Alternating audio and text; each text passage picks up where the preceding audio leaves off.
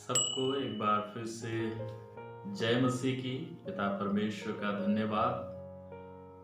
एक सुंदर अवसर परमेश्वर ने हमें दिया कि एक और बार परमेश्वर के संदेश को आप लोगों के बीच में लेके आ सकूं। इस अवसर के लिए मैं परमेश्वर पिता का धन्यवाद करता हूं और हमारे YouTube channel knowing Jesus Christ में आप सभी का स्वागत करता हूं। आइए आज के संदेश को हम शुरू करते हैं। जैसे कि आप सब लोगों ने वीडियो को ऑन करते ही टाइटल को, सब्जेक्ट को देख लिया है।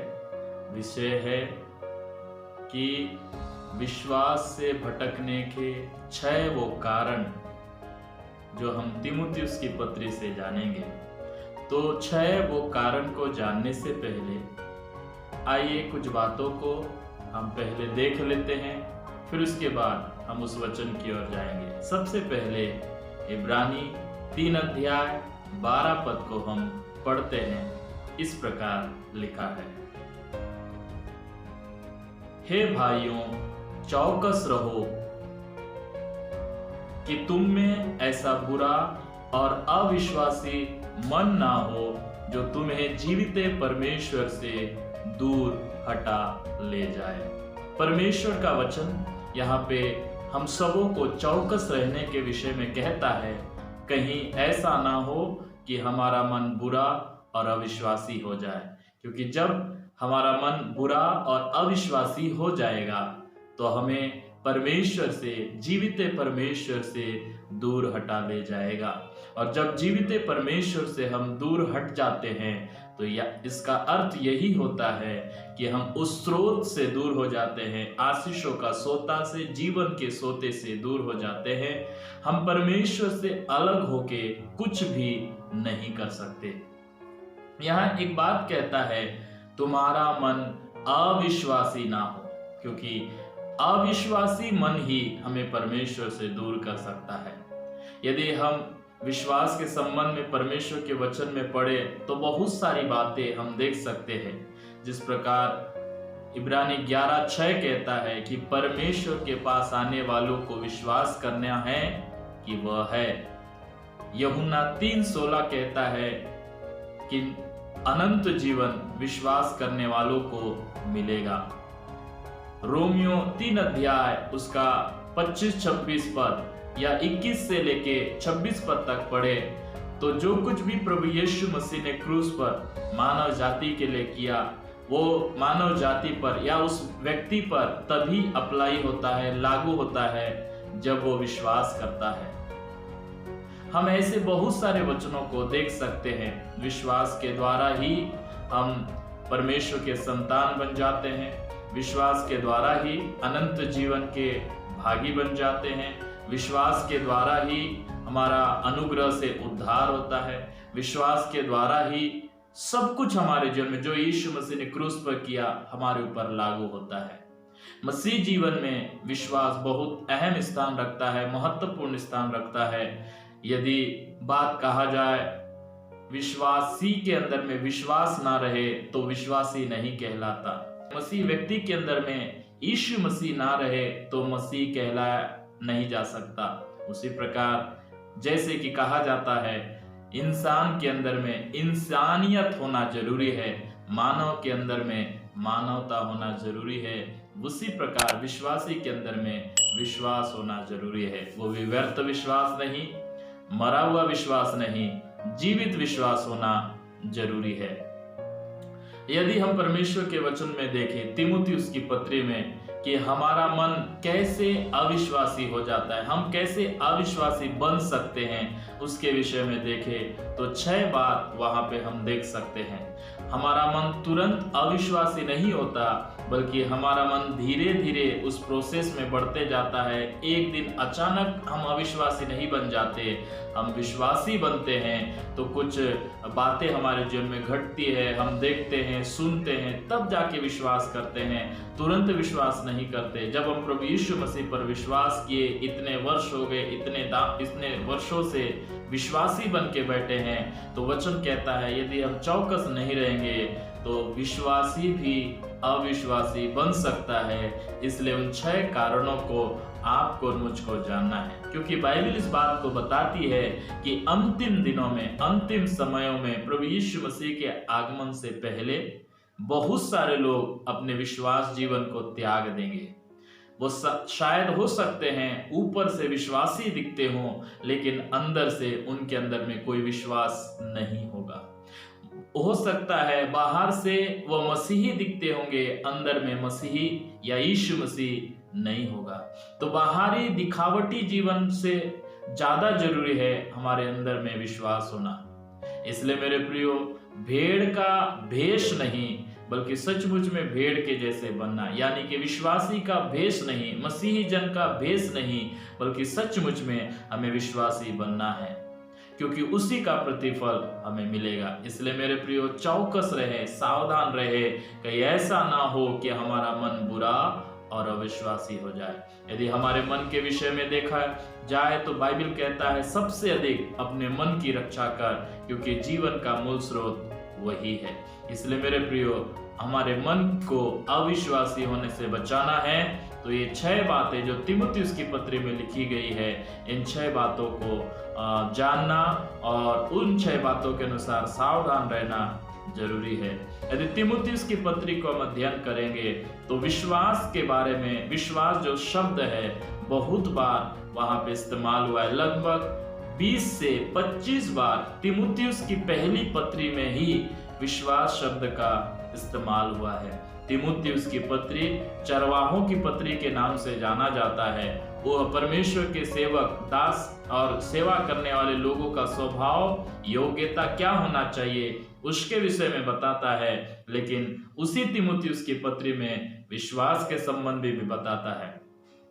तीमुथियुस की पत्री में यदि हम पढ़े तो 6 बार इस बात को कहा गया है कि इन बातों के अनुसार हमें सावधान रहना जरूरी है। यदि तीमुथियुस की पत्री में पढ़े तो वहां पे विश्वास से मुकर जाना, विश्वास से हट जाना, पहले विश्वास को छोड़ देना, विश्वास से भटक जाना, इस प्रकार के शब्दों को इस्तेमाल किया गया है, जिसका अर्थ एक ही होता है कि हम विश्वास को छोड़ दिए हैं, या विश्वास से कोई व्यक्ति दूर हो गया है, या उसका मन अविश्वासी हो गया है। इसलिए मेरे प्रियो, आइए तीमुथियुस की पत्री से उन 6 बातों को जानते हैं ताकि हम यीशु मसीह के आगमन के समय तक विश्वासी बनकर रह सके। तो पहली बात हम यदि देखें तो पहला तीमुथियुस उसका 1 अध्याय उसका 19 पद में इस प्रकार हम पढ़ते हैं, और विश्वास और उस अच्छे विवेक को थामे रह जिसे दूर करने के कारण कितनों का विश्वास रूपी जहाज डूब गया है। यहाँ पे विश्वास की तुलना जहाज से किया गया है। कहता है विश्वास और अच्छे विवेक को थामे ना रहने के कारण से बहुत सारे लोगों का विश्वास रूपी जहाज डूब गया है, यानी कि उसका मन अविश्वासी हो गया है। इस वचन के माध्यम से परमेश्वर हमें चेतावनी देते हैं कि हमारा मन भी अविश्वासी ना हो, हमारा विश्वास रूपी जहाज डूब ना जाए। उसके लिए 2 काम आपको और मुझको करना पड़ेगा। वो 2 काम यह कहता है, विश्वास को थामे रहो और अच्छे विवेक को थामे रहो। जिस प्रकार एक बच्चे के लिए, एक इंसान के लिए भोजन जरूरी होता है उसके जिंदा रहने के लिए, उसके मजबूती के लिए और उसको बढ़ने के लिए, उसी प्रकार परमेश्वर का वचन हमारे लिए जरूरी है, हमारे विश्वास में आने के लिए, विश्वास में जन्म लेने के लिए और विश्वास में मजबूत होने के लिए और विश्वास में बढ़ने के लिए। तो जिस प्रकार भोजन के बारे में बताया, एक इंसान के लिए भोजन जरूरी है, उसी प्रकार परमेश्वर का वचन भी जरूरी है। हम विश्वास को थामे रहें। विश्वास को थामने के लिए परमेश्वर का वचन हमारे लिए बहुत जरूरी है। रोमियो 10:17 कहता है, अतः विश्वास सुनने से और सुनना मसीह के वचन से होता है। यदि आप विश्वास में हैं, इसका मतलब यह है आप विश्वासी के रूप में जन्म ले चुके हैं। अगर आप जन्म लेके ही आपका काम खत्म हो गया सोच रहे हैं, तो नहीं, खत्म नहीं हुआ है। आपको विश्वास में बढ़ते जाना है, बढ़ते जाना है, बढ़ते जाना है। और विश्वास में केवल बढ़ना भी नहीं है, बल्कि मजबूत भी होना है। उसके लिए डेली परमेश्वर का वचन को भोजन के रूप में, आत्मिक भोजन के रूप में लेना जरूरी है।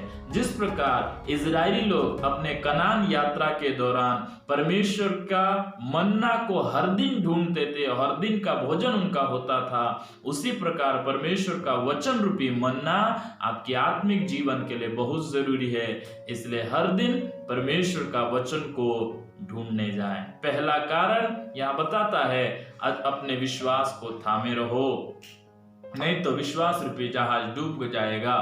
और दूसरा बात कहता है, अपने अच्छे विवेक को भी थामे रहना है। देखिए, मन का एक भाग होता है विवेक, जिसे हम अपने बोलचाल की भाषा में अंतरात्मा या जमीर भी कहते हैं। जिनका जमीर मर गया है, जिनकी अंतरात्मा से कोई आवाज नहीं आती है, वो व्यक्ति गलत पे गलत करते जाता है और उसके बारे में सोचता भी नहीं है। बाइबल विवेक के बारे में कहता है, विवेक अच्छा भी होता है और विवेक अशुद्ध भी होता है और विवेक मर भी जाता है। जिसका विवेक मर जाता है, उसको अंदर से कोई आवाज नहीं आता है और वो कुछ भी करता है, उसके बारे में सोचता भी नहीं है। जिसका विवेक अशुद्ध हो गया है, वो उसका विवेक अशुद्ध होने के कारण से उसके लिए जो भी वो गलत भी करता है, उसके लिए वो सही बन जाता है। लेकिन जिसका विवेक अच्छा है, शुद्ध है, उसके अंदर से एक ही बात उसको बताता है कि सही क्या है, गलत क्या है। यदि गलत भी कर दिया तो विवेक उसको दोषी ठहराता है। जिसका विवेक अच्छा हो, और अधिकतर लोगों का विवेक सही है और उनको दोषी ठहराते ही रहता है। तो इसलिए प्रभु का वचन कहता है, अच्छे विवेक को थामे रहा। और वो विवेक कैसे अच्छा होगा, कैसे अच्छा बना रहेगा, उसके लिए आप विश्वासी या प्रभु के जन के लिए जरूरी यह है, जिस प्रकार एक घर को रोज साफ करना पड़ता है तब वो साफ रहता है, उसी प्रकार अपने विवेक में आने वाले हर एक बुरे विचारों को, बुरे सोच को अपने विवेक से दूर करते जाना है। यीशु के वचन के द्वारा, यीशु के लहू के द्वारा हर दिन अपने आप को साफ करते रहना है, ताकि आपका विवेक शुद्ध रहे। तो पहला कारण बोलता है, यदि आपका मन अविश्वासी होने से बचाना है तो विश्वास को और अच्छे विवेक को पकड़े रहो, थामे रहो। और उसके लिए, दोनों के लिए एक ही उपाय है कि परमेश्वर के वचन को खोज करो, परमेश्वर का वचन रूपी भोजन हर दिन खाते रहो, ताकि आप विश्वास में बने रहें और अच्छे विवेक को थामे रहें। परमेश्वर का दास पौलुस कहता है अपने तीमुथियुस जो आत्मिक पुत्र है, मैंने अच्छी कुश्ती लड़ी है और अपने विश्वास की रखवाली की है। उसी बात को तीमुथियुस को भी कहता है 6 अध्याय में कि अपने विश्वास की रखवाली कर। तो वो विश्वास की रखवाली करने का अर्थ यह है, विश्वास को थामे रहे। तो पहली बात हम यहाँ इस प्रकार देख सकते हैं। और दूसरा वो कारण जिससे हम विश्वास से अविश्वासी बन सकते हैं, एक मसीह व्यक्ति होते हुए भी अविश्वासी बन सकते हैं। दूसरा वो कारण तीमुथियुस की पत्री से 4 अध्याय उसका पहला वचन कहता है, 4 का पहला, परंतु आत्मा स्पष्टता से कहता है कि आने वाले समयों में कितने लोग भरमाने वाली आत्माओं और दुष्ट आत्माओं की शिक्षाओं पर मन लगाकर विश्वास से बहक जाएंगे। यहाँ पे कहता है विश्वास से बहक जाने के बारे में। इसका मतलब भी यही है, अविश्वासी मन हो जाना, विश्वास को छोड़ देना। और इसका दूसरा कारण यहाँ कहता है कि आने वाले समय में, ये कोई इंसान बोलने वाली बात नहीं है, आत्मा स्पष्टता से कहता है। इस बात को अंडरलाइन करके या जोर देके कहा गया है कि आत्मा स्पष्टता से कहता है, क्लियर कहता है,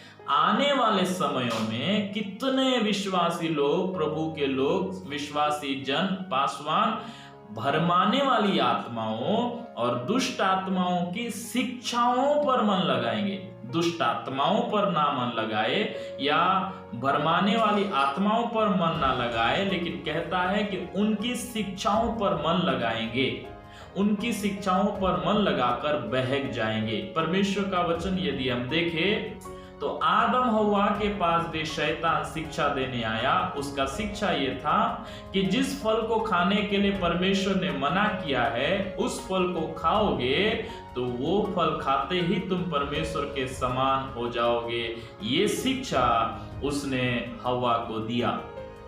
और शैतान जब उनके पास आया, उन्हें डायरेक्ट नहीं कहा कि तुम उसको खाओ, बल्कि उनको प्यार से बहकाया, उनको अपनी शिक्षाओं में ढाल दिया, शिक्षाओं को सुनाया और शिक्षाओं के अनुसार करने के लिए उनको बहका दिया। यीशु मसीह के पास भी शैतान शिक्षा लेके आया था। कहा कि परमेश्वर के वचन में लिखा है, यदि तू अपने आप को इस कंगूरे से नीचे गिरा देगा तो वो तुझे अपने हाथों हाथ उठा लेंगे। वचन को लेके आया था, वचन को तोड़ मरोड़ के पेश कर रहा था। तो मेरे प्रियो, दुष्ट आत्माएं भी शिक्षाएं देती है, भरमाने वाली आत्माएं भी शिक्षाएं देती है, लेकिन वो शिक्षा आज यदि हम देखें मनुष्यों के द्वारा ही देते हैं।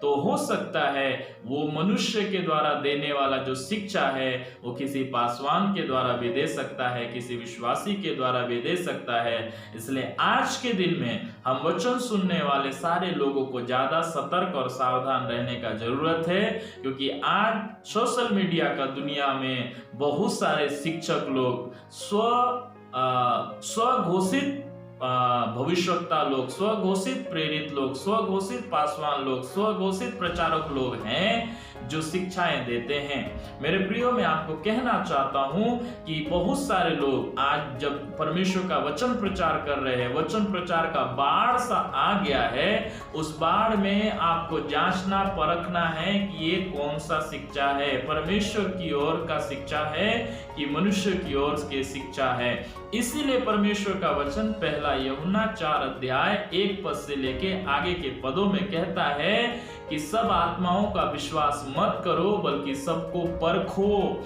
ये परमेश्वर की ओर से है या किसी और की ओर से है। यानी कि परमेश्वर की ओर से होने का दावा करने वाले लोग भी आज दुष्ट आत्माओं और भरमाने वाली शिक्षाओं को दे सकते हैं। परमेश्वर का वचन इस प्रकार भी कहता है कि एक ज्योतिर्मय स्वर्गदूत का रूप भी शैतान धारण कर सकता है। तो पासवान और विश्वासी को क्यों इस प्रकार उसको, उसके मन को ऐसा बदल क्यों नहीं सकता? बदल सकता है ताकि वो दुष्ट आत्माओं को शिक्षा को दे। दुष्ट आत्माओं और भरमाने वाली आत्माओं का शिक्षा का एक मुख्य बात मैं आपको बताऊं तो उनका जो शिक्षा का मुख्य बात होता है कि वो संसारिक बातों की ओर मन लगाने के विषय में बताया जाता है। संसार की धन, संसार की दौलत, संसार का मान सम्मान की ओर आपका फोकस करवाता है। लेकिन जो परमेश्वर का शिक्षा है आपको बड़ा बनने की ओर नहीं, छोटा बनने के लिए सिखाता है। परमेश्वर का जो शिक्षा है संसार की ओर नहीं, परमेश्वर की ओर देखने को सिखाता है। तो इस कारण बहुत सारे लोग बड़ा बनने के चक्कर में, पद पाने के चक्कर में, आशीष पाने के चक्कर में विश्वासी से अविश्वासी बन जाएंगे। आप सतर्क और सावधान रहें।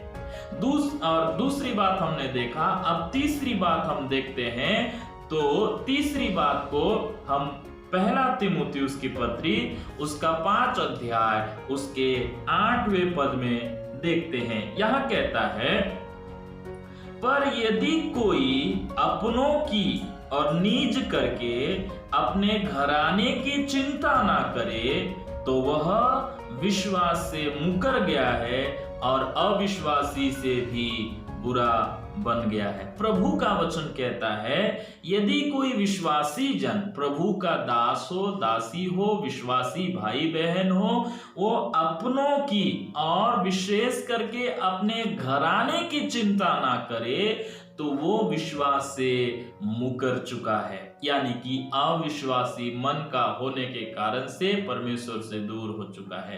तो आज यहाँ कहता है कि अपनों की, अपने विशेष करके अपने घराने की चिंता करने वाला हमें बनना है।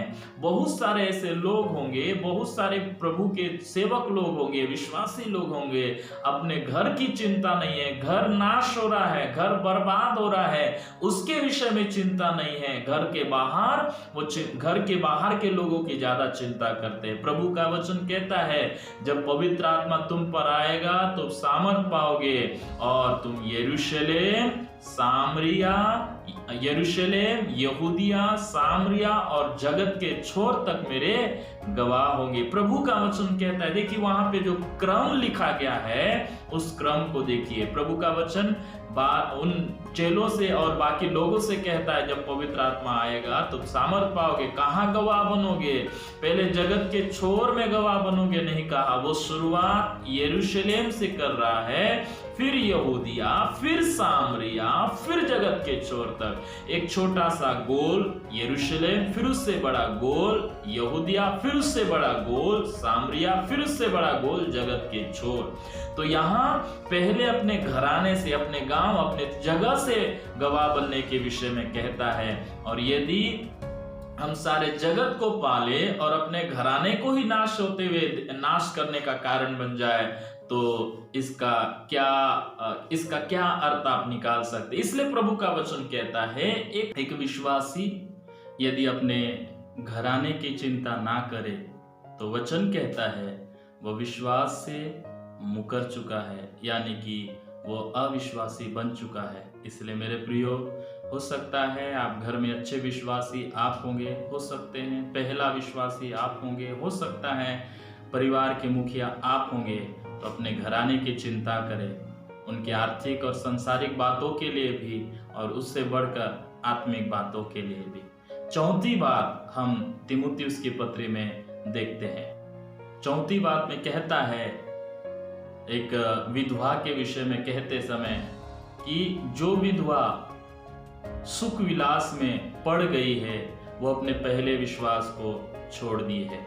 विधवा के विषय में कहता है उसका 12 पद में कि जो सुख विलास में पड़ जाती है वह विश्वास को छोड़ देती है। इसलिए हम सब के ऊपर ये बात लागू होता है, हम भी विश्वासी हैं। यदि हम भी परमेश्वर से ज्यादा सुख विलास को महत्व देते हैं तो वचन कहता है हम भी पहले विश्वास को छोड़ देते हैं। सुख गलत नहीं है, आराम गलत नहीं है, लेकिन यदि सुख और आराम को आप परमेश्वर से ज्यादा महत्व देते हैं वो वहां गलत बन जाता है और उसके कारण से आप धीरे धीरे अपने विश्वास को खोने लगते हैं और एक दिन आपका मन अविश्वासी हो जाता है। इसीलिए परमेश्वर का वचन इस प्रकार कहता है, जब यीशु मसीह बीज बोने वाला दृष्टांत बोले तब वहां इसी बात का भी वर्णन किया गया है जिसे हम लूका रचित सुसमाचार में पढ़ते हैं। लूका 8:14 कहता है, जो झाड़ियों में गिरा यह वे हैं जो सुनते हैं पर आगे चलकर चिंता और धन और जीवन के सुख विलास में फंस जाते हैं और उनका फल नहीं पकता है। प्रभु का वचन कहता है जो वचन या जो बीज झाड़ियों के बीच में गिरा ये वे हैं जो परमेश्वर के वचनों को सुनते हैं और आगे चल के सुख विलास में फंस जाते हैं जिसके कारण से फल उत्पन्न नहीं होता है। सुख विलास हमारी जिंदगी के लिए जरूरी है, आराम हमारी जिंदगी के लिए जरूरी है, लेकिन कई बार उनमें हम फंस जाते हैं तो हमारा विश्वास धीरे धीरे धीरे कमजोर होते होते और हम अविश्वासी हो जाते हैं। इसीलिए सावधान और सतर्क रहना जरूरी है, कहीं ऐसा ना हो परमेश्वर से ज्यादा